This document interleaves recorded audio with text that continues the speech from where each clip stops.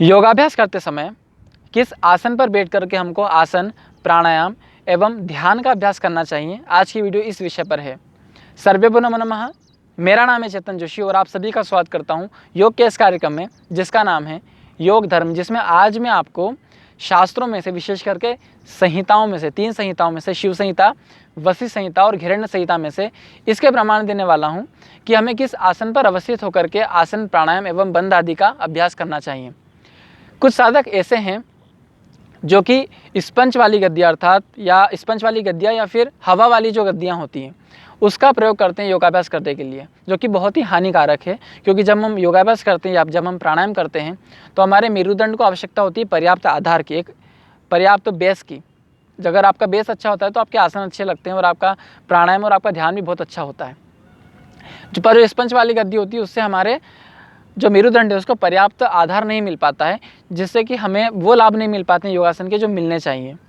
पर कुछ साधक ऐसे भी होते हैं जो कि योगाभ्यास करते समय आसन का प्रयोग ही नहीं करते हैं, तो वो भी बहुत ही गलत है। क्योंकि आसन का प्रयोग करना बहुत ही ज़रूरी है, क्योंकि जो शरीर है और जो पृथ्वी, इन दोनों के बीच में ऊर्जा के रोधक का जो काम है वो आसन करते हैं। इसलिए आसन का बहुत ही महत्वपूर्ण योगदान है योगासन करते समय, प्राणायाम करते समय और ध्यान करते समय, इसलिए आसन बहुत महत्वपूर्ण है।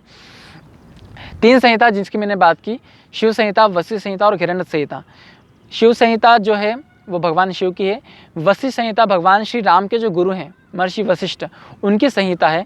उन्होंने श्री राम को क्या क्या उपदेश दिए हैं योगासन करते समय, उसमें उन सारे उपदेशों का समावेश है वशिष्ठ संहिता में। फिर घृण्य संहिता, राजा जो राजा चंड कपाली थे, उनके जो गुरु हैं वो घृण्य महर्षि थे, उन्होंने उनको योग की शिक्षा दी। तो ये तीनों संहिता अपने अपने स्थान पर बहुत ही महत्वपूर्ण है और योग की बहुत ही ऊंचे ऊंचे ग्रंथ हैं। यद्यपि इसके अतिरिक्त बहुत सारे जो भी उपनिषद है, जो भी ग्रंथ हैं योग के, उन सब में बहुत सारे प्रमाण हैं कि हम किस आसन पर बैठ करके योगासन करें। लेकिन मैं इस बार संहिताओं को प्रयोग कर रहा हूँ। तीनों ही संहिताएं जो हैं बहुत ही विशेष हैं। शिव संहिता में कहा गया, सुशोभने मठे योगी पद्मासन समन्वितः आसनोपरि संविश्य पवनाभ्यासम आचरेत। अर्थात सुशोभने मठे योगी पद्मासने समन्वितः, जो योगी है उसको एक सुशोभित स्थान पर, सुशोभित मठ पर बैठ करके, सुशोभित स्थान पर योगी को समन्वित, पद्मासन समन्वित, आप देख सकते हैं मैं इस समय पद्मासन में बैठा हूँ, इस तरह से पद्मासन लगा करके, पद्मासन समन्वितः, उस पर अवस्थित होकर के, पद्मासन में समन्वित होकर के, आसनों परि संविश्य, आसन के ऊपर समन्वित, आसन के ऊपर जो है बैठ करके, आसनों परि संविश्य, फिर पवनाभ्यासम आचरेत। पवनाभ्यासम आचरेत का अर्थ होता है पवनाभ्यास का आचरण करना चाहिए, और आचरण करना चाहिए पवनाभ्यास का। जो पवनाभ्यास शब्द है वो इस शब्द से लिया गया है, जो पवन है अर्थात वायु, जो प्राण तत्व है अर्थात प्राणायाम, प्राणायाम का अभ्यास हमको करना चाहिए। प्राणायाम के अभ्यास को आचरण में लेकर के आना चाहिए, पद्मासन में बैठ करके, और फिर आसन के ऊपर अवस्थित होकर के, आसनोपरि संविश्य, उसके ऊपर अवस्थित होकर के। तो इसमें 3 तरह के उन्होंने आसन कहे हैं भगवान शिव ने। एक तो उन्होंने कहा चैल, चैल अर्थात जलाने के लिए चीरी हुई लकड़ी, उसको चैल कहा जाता है, चोल भी इसको कहा जाता है। फिर एक कहा उन्होंने अजीन, अजीन अर्थात चर्म, जो खाल होती है पशुओं की, उसको भी उपयोग में लाया जाता है योगासन करते समय बैठने के लिए। फिर कुशा, कुशा का भी प्रयोग किया जाता है। और इसके अतिरिक्त इन्होंने कहा फिर उसमें बैठ करके प्राणायाम का अभ्यास करना चाहिए। शिव संहिता के तृतीय पटल के 22वें श्लोक में इसका प्रमाण मिलता है। इसके अतिरिक्त घृण्य संहिता में भी इसका बहुत विशेष प्रमाण है। घृण्य संहिता के 5वें अध्याय के 32वें श्लोक में कहा गया, कुशासने मृगाजीने व्याघ्राजीने च कंबले। इसमें बिल्कुल स्पष्ट कहा गया है कि कंबल का प्रयोग करें और चर्मों का प्रयोग करें। तो पहला जो शब्द है वो है कुशासने, अर्थात कुशा का जो आसन है, इस तरह आप देख सकते हैं ये जो कुशा है इसके आसन होते हैं। कुशा यद्यपि चीरी हुई लकड़ी नहीं होती, कुशा एक अलग ही चीज़ होती है, उसके आसन बनाए जाते हैं जो कि बहुत ही अच्छे होते हैं योगासन करने के लिए। तो इसका प्रयोग कर सकते हैं आसन करने के लिए, कुशाचने। फिर मृगाजीने, जीने अर्थ मैंने आपको पहले बता चुका हूँ, अर्थात चर्म से लिया जाता है, चमड़े से लिया जाता है, खाल से इसका अर्थ लिया जाता है। मृगाजीने, मृग अर्थात सिंह, शेर, मृग अर्थात हिरण, तो हिरण की जो खाल है उसके ऊपर बैठ करके भी आसन किए जाते हैं। फिर व्याघ्राजीने, व्याघ्र अर्थात सिंह, शेर, उसके ऊपर बैठ करके भी आप आसनों का प्रयोग कर सकते हैं। उस आसन को भी आप उस आसन में भी आप अवस्थित हो सकते हैं योगासन करते समय। फिर एक शब्द प्रयोग किया गया च कंबले, अर्थात कंबल। आप देख सकते हैं मैं भी अभी कंबल पर ही बैठा हूँ। ये जो कंबल है ये सबसे अच्छा होता है।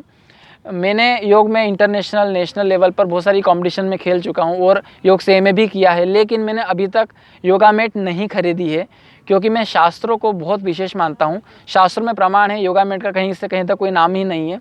शास्त्रों में कंबल शब्द का प्रयोग किया गया, च कंबले, इसमें ऐसा कहा घेरन मुनि ने, तो मैंने इसलिए कंबल का ही प्रयोग किया और मैं बहुत सालों से इस कंबल का यूज़ कर रहा हूँ, जो आपने अभी देखी है।